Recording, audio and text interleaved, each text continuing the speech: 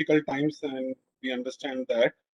I hope all of you and your near and dear ones are well, will remain well in coming days. We have to carry on with the work, and in that spirit, let's make the best use of the time we have. So without further ado, I will just give a little bit of introduction about the panelists we have, and then we will have some discussions around some topical topics.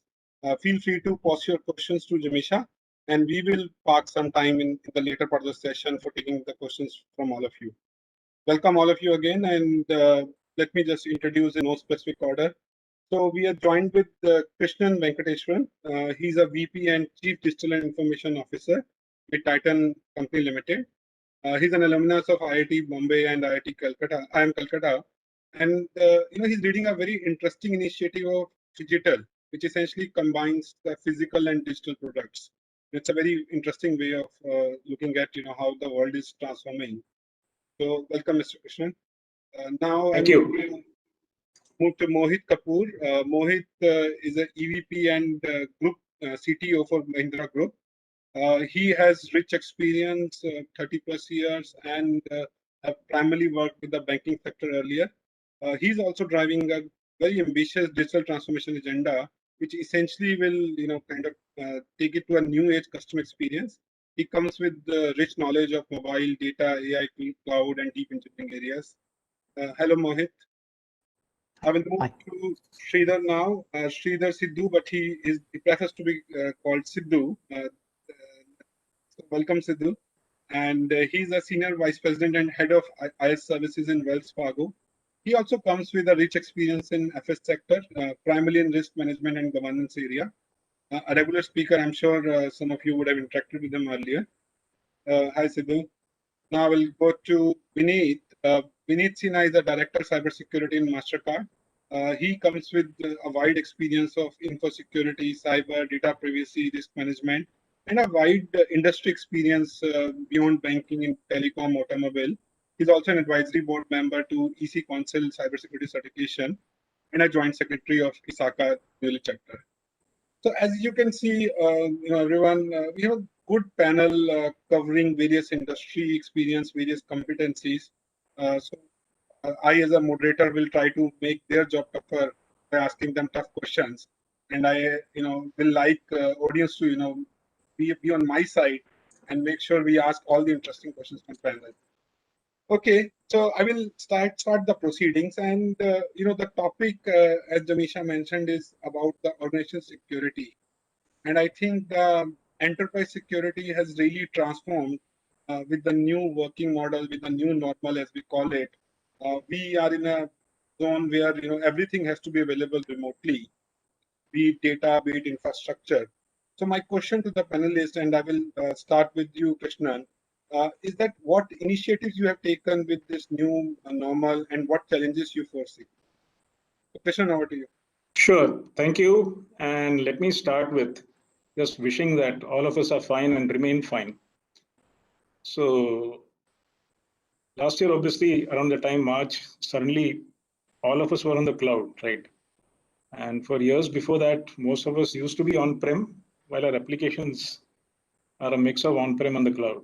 And so being able to enable that access was obviously a challenge for all of us, and we are not the only organization who faced that. Luckily, we have been following a mobile-first policy for some time, and many of our colleagues have been equipped with laptops. So the problem was perhaps relatively smaller for us than perhaps for other organizations. And manufacturing naturally had to be shut down or scaled back. So there was really no manufacturing-related work that could actually continue, right? But obviously being able to provide access, right? And I'll just come in a minute to the kind of things we did. And not only access, but also engagement. Because once meetings shift to a combination of people who work from home, then the dynamics themselves change, right? And so on and so forth. I absolutely don't need to repeat myself either to my co-panelists or the audience. We all lived through it, right? We have been taking security measures for several years, and many of them became immediately very useful, right? So, for example, cloud proxy. We had implemented that well before the pandemic. And so therefore, we were able to secure our individual machines, even though they were being operated from all over. And in fact, almost all of them from home. So to that extent, we were able to provision a decent level of end user security. We implemented a patch server outside our network and put the required configuration in every machine so that patching could continue. Obviously not as efficiently as before, but still not bad. We also faced the problem of keeping our data center up, and I must say some of our colleagues and service providers during those months did take the risk of coming to our office and ensuring that things were up. So very much my heartfelt compliments to my colleagues and service providers as well. There are some things that simply need people to land up, right? And we did have the folks who had the spirit to come in and take care of things. Besides that, single sign-on, granular access, we just sat and thought through everything that is possible and simply implemented it, right? So granular access, what it means obviously is when someone logs into the network, the person doesn't get automatic access to all services. Even those services get configured based on role. So we had to do all these things, obviously, to just keep increasing the level of security in a very different situation. We are on Gmail, so obviously Hangout and other services just came in. And I mean, the old joke about who did digital transformation across the world probably holds. I mean, we all just adopted e-meetings overnight, and the technology had been there for years but never used. So, you know what, I can go on. I would probably just cede the space to my co-panelists, two financial industry experts here. So I'm sure the B2C perspective, I would love to hear from them. We have also done many things for our customers as well, including video calling. A great deal of our sales last year originated on the digital front and then in the store. And there were many customers who bought purely based on a digital engagement. So obviously we have to implement ways of doing that securely as well. So many things worked, I would say.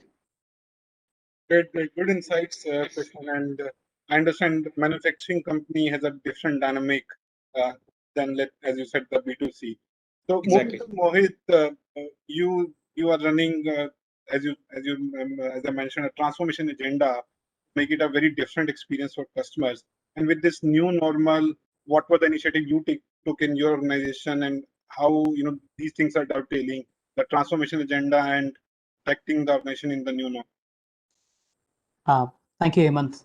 I think without repeating the employee-facing measures which Krishnan already covered, which we did as well, let me take the customer point of view. So the Mahindra Group is a diverse set of businesses, predominantly the SUV, the automobile, electric vehicles, tractors, real estate, logistics, holidays, finance, and used cars, amongst the top 7-8 large companies we have. Each one of them are conventionally physical and maybe phygital at the back end or digital at the back end, but physical businesses with branches, dealerships, and storefronts as the main way for the customer to consume business. Right, last year, all of that had to quickly get digitized. So the acceleration of the last mile was the first thing we had to do, other than setting up users at home. And that changes the threat surface in many ways, because the threat surface earlier was very vertical, that if you were in a building and if you were an employee or if you were in a storefront or in a dealership, then the border inside the dealership is kind of private. Now you could be anywhere, sitting anywhere. So the threat surface changed, it became a lot more horizontal. And hence, that's one change we had to make. And hence, that's where the zero trust architecture came in. So we quickly moved to a zero trust architecture for employees, for customers, for vendors. We also have a lot of vendors because, for making cars and tractors or for making SUVs and tractors and electric vehicles, you have a huge supply chain with 1 million or odd suppliers. And many of them are online already, not to do with COVID, over the last many years. And it's an integrated digital supply chain. So I would say that the digital employee journey, the digital customer journey, and the digital supply chain had to be secured in quick 2-3 months of the lockdown. The good part is that that's put up ahead on overall data security roadmap by a couple of years. So that's one big change. Second change, I think the whole regulatory scene has changed too, not because of COVID. Anyways, it's maturing, right? So the GDPR has already happened. We also operate in Europe. The PDP, the data protection bill in India, since you asked about challenges, I do see much of them coming. that how do we use data in the right way. And at the Mahindra Group, we stand for our purpose to do the right thing for our customers. In such case, I think for all CISOs and CIOs and CDOs and CDIOs, I read that for Krishnan, all of us will have to, the next step beyond the security is around the data privacy and the whole consent framework, that how are we going to, make the right use of data. So I see those coming up. Surely the activity of the threat has become very, very high velocity. Every day there's something happening, and we need to figure out how to predict these better. But I think those are my views, that we have taken a customer digital, employee digital, and digital supply chain approach for security, multi-tier security architecture with the zero trust model. And I do see challenge a lot in being able to detect and prevent incidents, and also data privacy is a large new piece of work all of us need to get attuned to as things become more mature in the Indian subcontinent. So that's my view, Hemant. Okay, thanks, Mohit. And I like the way you said the customer, supply chain, and employee. I think these are the three pillars or dimension, and it's fairly comprehensive if you look at it from three lenses. So Sidhu, over to you. Wells Fargo, a global banking provider. It's not only, in the new normal is different for different country also, and different stage we are in. So how you handled organization security in this new? Yeah, thanks, Hemant. I know, first of all, a couple of caveats. One, need to say this in every session, whatever I say here is based on my personal experience, not attributable to either my current employer or the previous employers. And, echoing with Mohit and Krishnan, I think we wish this is in a different times, less stressful, but wishing everyone to stay healthy. So as a global financial institution, Mohit, we are obviously very well regulated. So which basically means that the level of risk management and the security control rigor has to be already there. What changed probably post Feb, probably end of January last year, was the scale at which existing controls need to be enhanced to meet the whole spectrum of your entire workforce, your third-party service providers, and also we have a huge, thousands of branches where people come every day to do transactions, right? So how do we enable them to already existing digital channels? Those are the fundamental challenges. It's more about the scalability of existing solutions as opposed to building completely brand new from ground up. But the scale itself is very, very high, and it led to tremendous amount of coordination across every stakeholder, right? From risk to security to infrastructure, because many people used to work within the offices. So you need to give them, not everybody has got mobile laptops. So you need to manage all that while your control systems are already there. So that's the fundamental challenge. The second one is, being a financial services organization and a regulated industry, people who are working from the reasonable time, working from home or on the road, their level and training and awareness of security is different from people who work within the organization because their requirements are limited, right? So when you move that, entirely shift it to 100% working from wherever you are, that additional awareness to make sure that they understand the do's and don'ts. It's more of a human, communication challenge as opposed to technology enablement challenge. So those are the two we needed to, immediately address. And the third one, which started, I think, probably April, May timeframe last year, but blew literally out of proportion in December, is the supply chain risk management, right? And that will continue for the foreseeable future.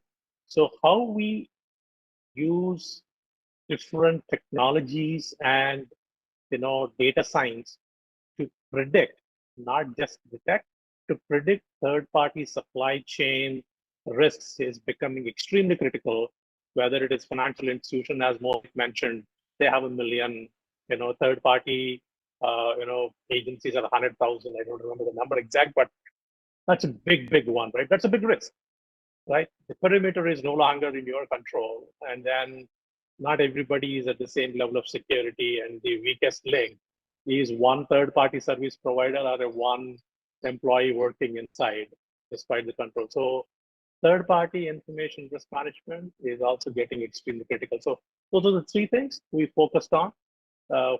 Summary, enabling customers to go to digital channels, enabling employees and third party service providers to work from wherever they are, and looking at third parties as an organization, their risk exposure.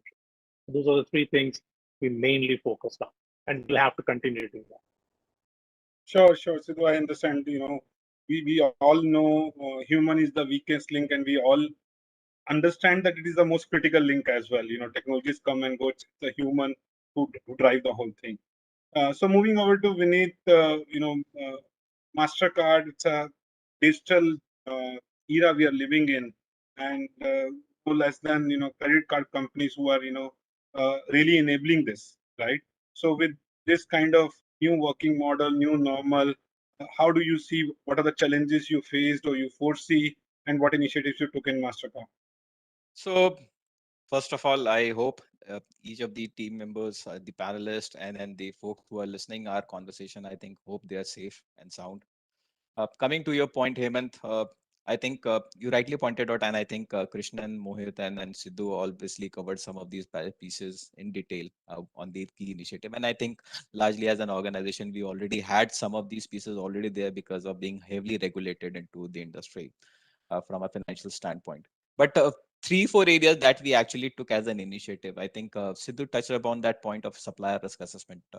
So I think one of an area that was very critical for us was supplier, because since we are globally connected with so many merchants, acquirers, issuers, it's important to understand their posture today because they are directly connected to our systems and infrastructure. So it was important for us to have a real-time view about some of the control environments. So one thing that we did was that we enabled a provision where we are able to real-time scan on their actual internet-facing application and systems. So we get a view about which are there any assets of their organization which are getting impacted by the adversary, and if in case there's something of that sort is happening, we are immediately alerted on that. So we first of all looked at some of those areas. The second piece that we looked at was qualitative risk analysis. Has been a journey which we have been doing over the last 10-15 years for ourselves. But to measure some of the real-time changes in the control maturity was very important. So we continue to do that risk assessment in a qualitative way. But what we enabled as an organization was to look at more from a quantitative risk analysis, which we can prioritize some of these pieces. So we immediately looked at methodologies and models where we can put it into the framework, in the larger framework we have across the organization, and break it into silos. So we eventually broken down the organization into different small pieces so that we can get a maturity view of each of the organization. So let's say in case I have a small unit which is operating out of India, I get a visibility about how is the control maturity happening there. Then similarly, we get a holistic view of the entire organization, and we are able to identify, okay, what are those key controls which we need to put in terms of the investment, in terms of the maturity, and how do we enhance some of those. So that was the second piece that we have enabled in the organization. The third piece that we looked at and putting into the control environment was the attack and breach simulation. It's an important journey. Today, you do not know how the adversaries are going to actually impact your organization. How are they, what kind of methodologies they are going to use in terms of striking your infrastructure, and which. So it was important for us to really have a day in, day out information about these. So we adopted a solution which would help us in terms of doing a real-time scan on our infrastructure. And the moment we see a port is opened or any control which is going beyond the expectation because of any change management in the organization, we are immediately alerted. So on a real-time basis. So those were the three areas which we, and again, I think Sidhu pointed out on the user awareness. I think that's an important critical aspect. It's important for the users to be aware about the kind of attack patterns. Phishing, you talk about, or wishing, smishing. I think these are multiple channels today because of the work in from home environment where employees are being targeted. Now, it's important for the employees to understand some of these basics in depth And we try to run such kind of a simulation attack across the organization in order to identify who all are those vulnerable employees. And the moment we are able to narrow down, okay, through one of the assessment that, okay, we have 10 folks who are there, we immediately take these 10 people and provide an additional level of awareness and training. So I think these were largely the 4 major areas that we have focused. Obviously, digital transformation has happened. A lot of new frameworks have come into picture from a financial service organization. There is CPOC, the contactless payment over the mobile. So some of these pieces, and then most of us in the financial sector know that the HSM largely resides on an on-prem setup. And any application which you host onto the mobiles or on the servers, today that hybrid model largely does not work. So some of those analysis have to be put in through how we are going to place some of the infrastructure, how are we going to support the large environment that we are operating in. So that were the certain few 4 or 5 initiatives that we took as an organization. Thanks, Vinit. I think if I paraphrase it rightly, I think prioritization and putting objectivity into the whole thing is very, very important. It could be through simulation, through analysis, because our bandwidth and our budgets are limited. Whatever they may be, they're limited. So we have to find a way to focus on what is critical for the nation and what is relevant, and address that first. So moving back to Mohit, when I think of prioritization and ensuring objectivity, 2 challenges come, and you are both leading a consumer side of it, consuming cybersecurity products and also enabling solutions for your end customer. So how do you decide? Is a question in the chat window as well. What are the vulnerabilities I should prioritize? What is the thought process around it? And how do you figure out what are the right products? What will work for me? Because there are multiple options. Every day there is a new technology that comes in the market which claims that they will solve everything. So how do you figure out which are my priority risks and which are the technologies I should take to solve those risks? Thanks, Hemant. Actually, the answer is more complex than the question, because we are also a large manufacturing company, because we make SUVs in 16 factories and tractors and electric vehicles. So I see it in 3 domains: the IT, the OT, and IIoT, or the IoT, as a part of Industry 4.0. And obviously, there isn't a security suite of products which can fulfill all of this.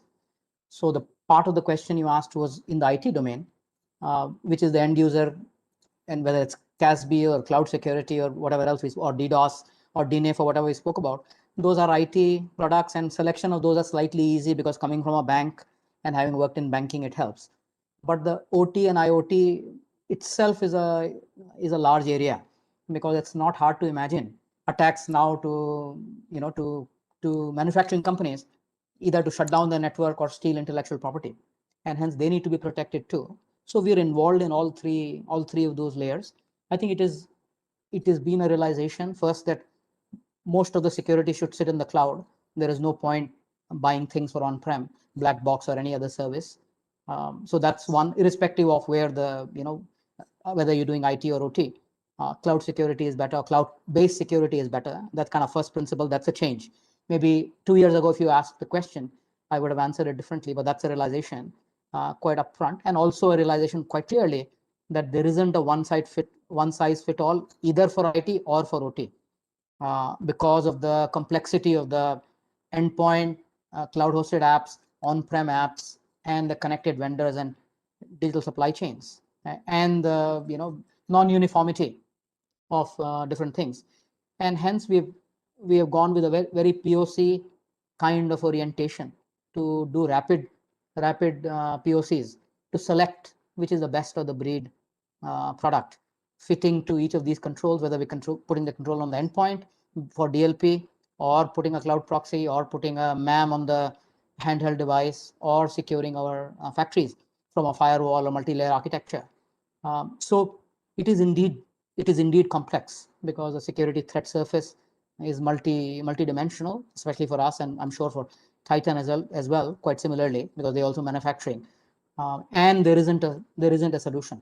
Also, the old companies which had a suite of products, they aren't necessarily fulfilling all the needs anymore, and hence it's gone back to multiple vendors. The good part is that because of data and analytics, some bit of the prevention, detection, response, recover, they have become faster compared to old days. And I've been running info security maybe 20 years now. So compared to old days, that has become better, because even if the products and the controls, detective and preventive, are heterogeneous in nature, you are able to build a common data lake, or whatever you want to call it, a backend, where you can do your analytics, you can predict, you can do some retro and post, both. But to your question, there isn't an easy answer to it. Cloud based is better, and best of the breed and prototyping, proof of concept is a better way to select what's suitable for your industry and your company, depending on what your threat surface is. So that's kind of my approach to it, and it's worked for us quite well so far. Sure, I picked the two key messages: the cloud and rapid POC. That's very interesting to know. And moving back to you, Vinit, vis-a-vis, let's say, Krishnan or Mohit, where there is a different business verticals, and we talked about OT, IoT, and standard IT. The focus for a Mastercard kind of a company is primarily on the IT space, right? So does it make life simpler, makes life tougher? So how do you select the products for you? What is that magic mantra, if there is any? See, largely our organization infrastructure and solutions are uniformly across the organization. So if in case we are going ahead, maybe the vendor or partner might be changing in some of these cases, but if in case we narrow down onto a solution that has to be implemented, it has to be done across the organization. Now, since Mastercard have a presence in across 180 countries, we have to very think through in some of these pieces. What are those solutions? How are they going to have an impact on our infrastructure and solution? What is the impact? And there are a lot of things other than only the solution piece that we have to look at. We have to look at the kind of people who are going to access that. Where is this information going to get available? Or what kind of controls are they? So if in case I'm putting up a solution, what is the challenge that? So I need to, as an organization, we need to reach out to each of these stakeholders across respective region to understand their need and how it is going to actually help in terms of solving some of their key issues. Again, as I rightly pointed out to Mohit, one solution does not fit all, right? So it's not necessary that if I have an XDR solution, is going to be applicable for Mastercard and equally for Titan and for Mahindra also. So you have to think through. You cannot just go ahead and blindly, okay, this is the product which I need to put it onto for my organization, I'm going to implement. You have to look at the implication. You have to understand the culture of your organization. You need to understand the environment you're operating, the connectivity from different sources, the people who are going to access some of these. So again, information is the key. You do not want to lose that information eventually, and you need to protect that. That's the objective. And we are handling critical data. Transaction data is that something which we are handling on a day in, day out basis, which is very critical. And the regulators are there sitting on top of it, who are monitoring it on a day in, day out basis. So it becomes very. So again, to answer that question, you have to first do a deep dive analysis in terms of what the culture is, how the accessibility and other pieces are going to get impacted because of that. What is the problem that is going to solve eventually for you as an organization? And does that problem brings you another set of few problems for you? That is that analysis that you need to really think through. And then only you should go ahead and implement a solution in your organization. So that's largely been the approach. Again, many solutions do not happen in one go. So it takes years for us to really evaluate, think through before we go ahead and implement it. Sure, Vinit. Though there's a question on data and information, I will pick it up later. And then good you attributed to that point, and there's a question already. And audience, please keep on sending questions via Jamisha on chat. So moving back to you, Sidhu, we need to touch the important point of the depth of analysis that is required before you select a solution. And then, like I think Mohit mentioned, sometimes the question looks very simple, but to get to the right answer, the devil lies in details. In Wells Fargo, it's I can say a very well-known multinational. A lot of processes will be there, and you yourself come with a lot of rich experience. So, is there a structured method to arrive at a particular solution or a product, or you take it on case-to-case basis? How do you go about it? Yeah, I mean, you preempted everything, Kevin. So obviously, this being a global organization, not just Wells, any other global financial or other industry sector. what at least the ongoing pandemic taught is the importance of nimbleness. And particularly in financial services, the coexistence of financial organizations and fintech, the importance of coexistence is already well known. But luckily, in an unfortunate event like pandemic, this only made global financial institutions also a lot more nimble when looking at any solutions from a new control standpoint. And there are luckily large number of the security startups, which are their product roadmaps sometimes are as quickly refreshed as a quarter to meet the new demands. That's number one, that is happening. The second one is that, as Mohit rightly mentioned, the complexity of manufacturing, third parties, and partly financial transactions. The IT infrastructure complexity is significantly high for that kind of an industry compared to maybe a financial services. I'm not downplaying that financial institutions, but the threat landscape is significantly high for financial institutions for the simple reason is everything you do is financial transaction. So people are either after money, or if somebody is in a critical manufacturing infrastructure, national, threat actors, maybe nation state actors will be after those industries. The complexities are different for different organizations. The nimbleness, as I said, is coming up quickly. Cloud, if people are already mid-sized industry players, cloud enablement is most effective, both in terms of efficiency of controls as well as cost of operations. If you are already a large organization, revisit your existing control solutions. And many a time, if people look back and see, sometimes without any evaluation, probably some products are already bought. Some of them not necessarily be implemented in large global organizations, but the money is gone in already. So look at the possibility of consolidating those legacy control systems with the latest, things like SASE, right? I'm not saying it is well proved right now, but it has the potential to reduce significantly the cost of operation, but at the same time enhance the security controls at various layers of defense and depth. So those are the things some mid-sized or large clients large organizations can look at. If you are good for cloud, go for it. I think there are enough cloud-based consumption of services which would give you the best of both worlds. Thanks, Sidhu. I think, as you rightly said, that each organization either has a different risk profile, different kind of way the whole technology or security investments were made. And Krishnan, coming to you, interesting landscape, OT, IT, physical, IoT now coming up, and the coexistence of legacy systems and the new age systems.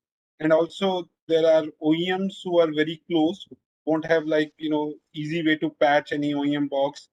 So the tricks in IT may not work in OT or vice versa. So how do you deal, if you have to choose a product, it is an organization level product or an enterprise level product, or you choose horses for courses? Well, I'd like to add variables to that as well, right? So that's another area of consumer risk altogether, but I won't go down every route. So what we have done early on is to identify what are our crown jewels, right? Even in health, there is that concept of the blood-brain barrier, right? Anything that crosses from your circulatory system into your nervous system or your brain is likely to cause serious damage. And so the body itself has that blood-brain barrier built in, right, which makes it difficult for ordinary diseases to just cross over. So if you apply that principle here, all of us in our respective industries have systems that need to be protected more than the rest. I mean, some expense BPM, if it gets hit or goes down for a few hours, that's fine. Some bills will get processed late. But if, let's say, a loyalty system with 20 million customers data, hopefully by the end of this financial year, gets even touched, let alone damaged, we do have a much larger problem, right?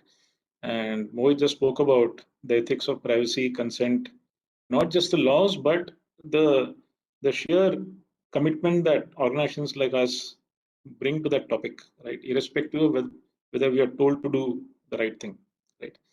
So we have identified our crown jewels, our valuable systems early, and put in controls around them, which include, for example, encryption and masking at the data level, privilege access management for even our own folks so that everything is tracked, right? And at the perimeter, obviously, far more stringent controls around these systems than perhaps for some others. We are also a hybrid organization. Our e-commerce and CRM are on the cloud. And obviously, we follow all the best practices around securing those systems and the pipe between the on-prem and the cloud, right? The way data gets transferred, our secure API implementation is very committed, very mature. And so our connection with marketplaces like Amazon, Flipkart, and others are all from a security perspective of the highest order, right? And we are obviously extending that to our wearables business as well. The combination of the device, the phone, and the cloud. We are looking at the whole continuum from a security perspective. And so that's been really our philosophy, to look at what's valuable to us as a company and be able to localize damage, right? That's another important point. We, unlike, let's say, financial institutions, we operate on physical presence. We have 2,000 plus stores of our different businesses across the country.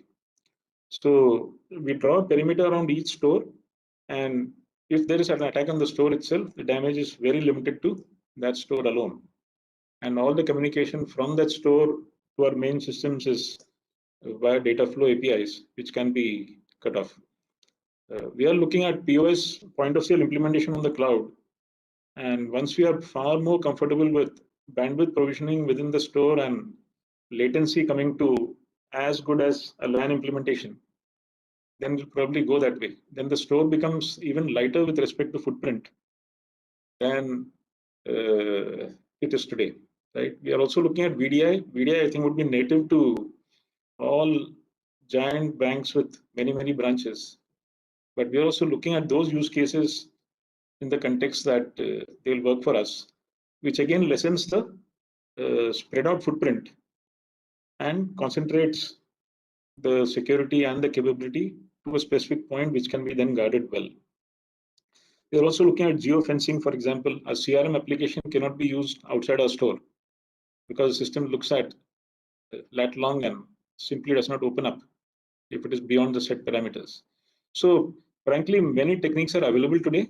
It's a question of knowing what you need to secure, have that priority as a discipline which is really speaking to your industry and your company, agree on it with your risk management committee, invite multiple views from stakeholders as well, right? We have a very disciplined process of conversing on security with all our colleagues. And it's not just one-way training from the InfoSec team in terms of phishing and compliance and mails, but an active discussion on security. And in fact, I'm happy to note, there's a general acceptance that unless the InfoSec team signs off a new launch, it doesn't go live. Simple. So if there was a mistake committed, there is a mistake committed, and probably not involving them early. But all our business colleagues are totally on board with the process of InfoSec sign-off. And here also, just to add one last point, you have to choose what you should not do. I think Vinit mentioned about a solution to a problem bringing another problem also, possibly, right? So for example, we don't need to store customers' credit cards and other information, right?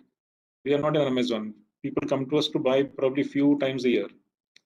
And so the risk of storing customers' financial information is much higher than any benefit that we may gain from it, right? In terms of one-click checkout and all, doesn't really apply to us.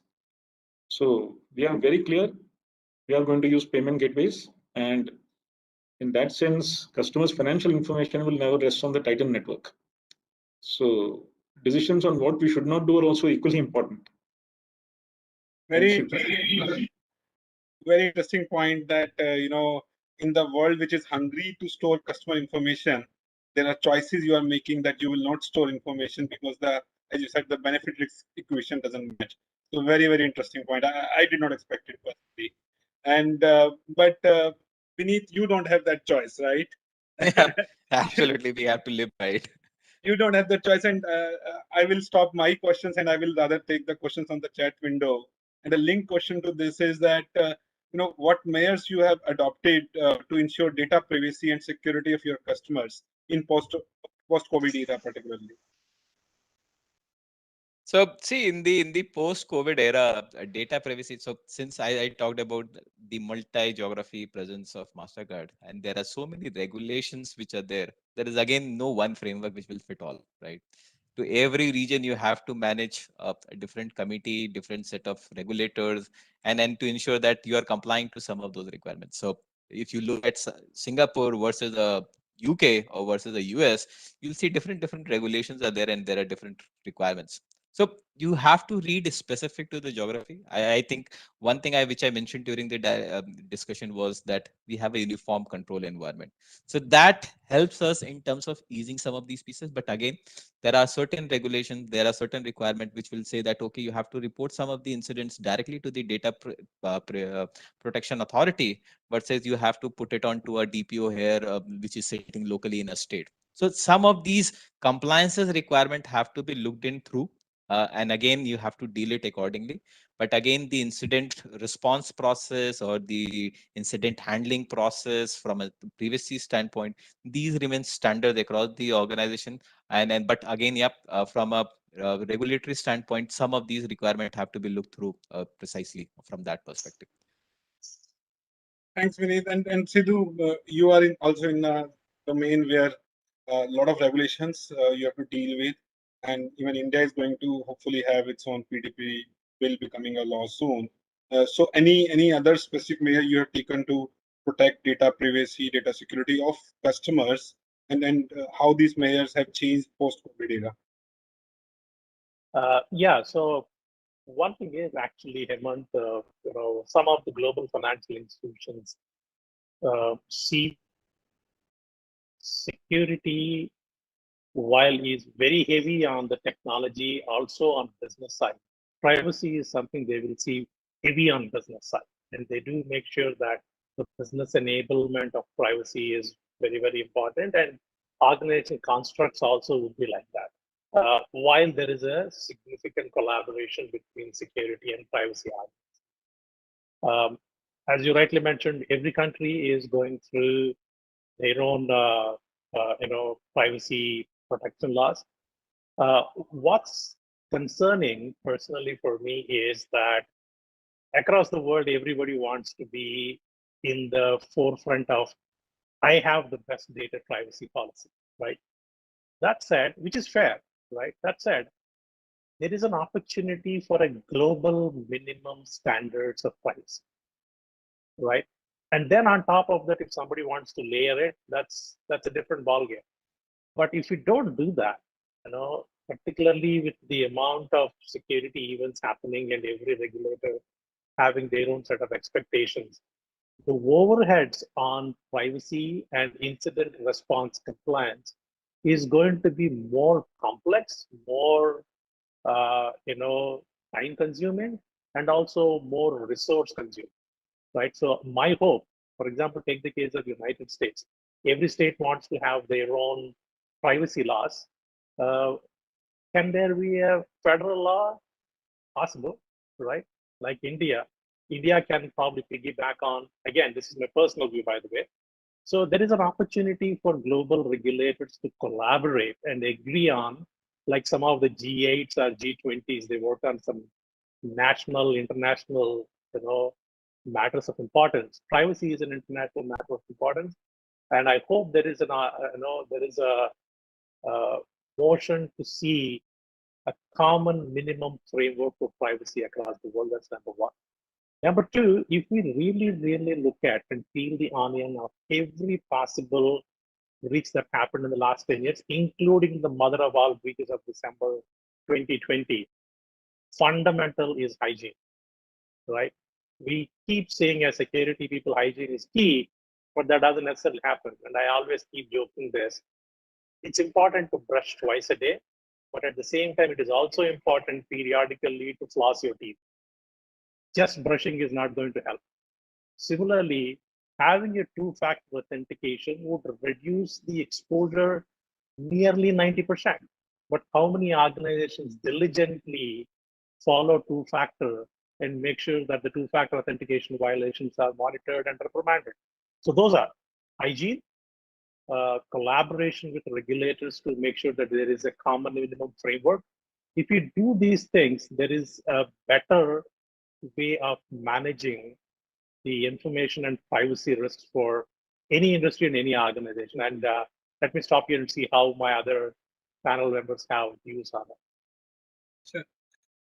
Thanks, Sidhu, and then good real life examples you gave of what is some brushing and flossing. Since conscious of time, there are a few minutes left. I will take up the last question, which is on the chat window, and I think that with you can answer it best. With such a large employee population and sudden situation of lockdowns, people have to connect remotely. I know it would have been very difficult to arrange company-driven laptops or things like that. So did employees connect on their own devices? And if employees are doing that, how do you enable security in that when the end device is not something is coming through Mahindra security checklist? It's actually procured by the employee himself or herself. So how do you enable security in that zone? So I think it's a great question. You're right. I think we had only 30-40% users who had company-owned laptops, and they could go home and get started. We did go the BYOD way, and then quickly converted to WVD, Citrix, and a VDI to it, to say that using two-factor authentication, the home computer is only a gateway to come into the company network, but the information and data stays in the network. So we did start with BYOD, direct access to email, Office 365, but quickly converted to WVD. And we already had a Citrix farm, which we added on, and then also realized that the cloud options, including Windows WVD, works equally well. So with a mix of Citrix and WVD, we've converted the BYOD home computer users quickly into a VDI environment, and also expanded the laptop users. Looked at, because it's been on 1 year. So I'm only talking about the first 2 months. Through the year, 30% refresh anyways comes in. And lots of that refresh was for desktops which were ending life, or even laptops which are left behind in the office. So all upgrades hence have been to a laptop, so that more and more users, hybrid working is going to stay. That's how it looks like, right? So equipping more people with an endpoint, which is a better managed endpoint, makes it more functional. So that's one control. Second is around MAM. That also later, after a couple of quarters, we realized that on the phone, of which also it needed email access to Office 365, MAM is the ideal way to go. So putting a UEM and a MAM security on the phone in a container are two things we have done, where the phone may be personally owned, or your home computer may be personally owned, and it is. The information and data is secured with the company, either in the MAM on the container or in the VDI or WVD back in the company. So that's our strategy, and it's worked very well. It's highly functional also. Actually, it works quite well, and that's how it's worked from a balance of security, productivity, collaboration, and communication, which has been the main bedrock of how last 1 year has worked for all of us. I think Office 365 and many other cloud-based products, or even WebEx for that matter, have helped and kept things running. And the good is that they were already in the cloud, not a video concentrator sitting on-prem. So those were quickly adopted, which I'm sure is equally valid for all the companies here. But thanks for asking the question.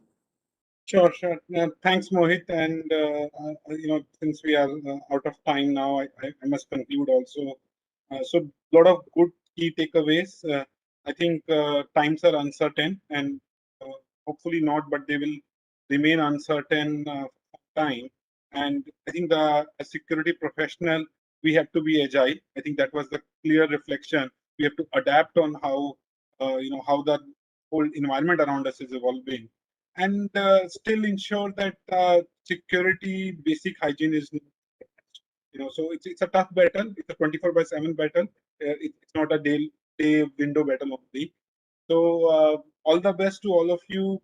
Thanks to my fellow panelists. Great session. Good learnings I had. I'm sure you would have taken notes. I will pass it to Jamisha now, and we can conclude the session, Jamisha. Thank you, dear panelists, for joining us today and sharing some valuable insights. We truly appreciate it.